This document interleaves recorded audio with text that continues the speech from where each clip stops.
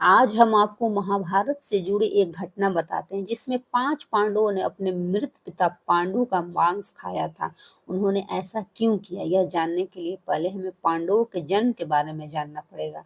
पांडु के 5 पुत्र युधिष्ठिर, भीम, अर्जुन, नकुल और सहदेव थे। इनमें से युधिष्ठिर, भीम और अर्जुन की माता कुंती तथा नकुल और सहदेव की माता माद्री थी।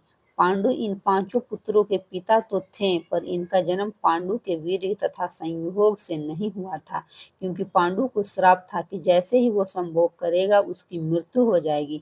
इसलिए पांडु के आग्रह पर यह पुत्र कुंती और माद्री ने भगवान का आह्वान करके प्राप्त किए थे। जब पांडु की मृत्यु हुई तो उनके मृत शरीर का मांस पांचों भाइयों ने मिल बांट कर खाया था। उन्होंने ऐसा इसलिए किया क्योंकि स्वयं पांडु की ऐसी इच्छा थी। चूंकि उनके पुत्र उनके वीर से पैदा नहीं हुए थे, इसलिए पांडु का ज्ञान कौशल उनके बच्चों में नहीं आ पाया था। इसलिए उसने अपनी मृत्यु पूर्व ऐसा वरदान मांगा था कि उनके बच्चे उनकी मृत्यु के पश्चात उनके शरीर का मांस मिल बांट कर खा ले, ताकि उनका ज्ञान बच्चों में स्थानांतरित हो जाए।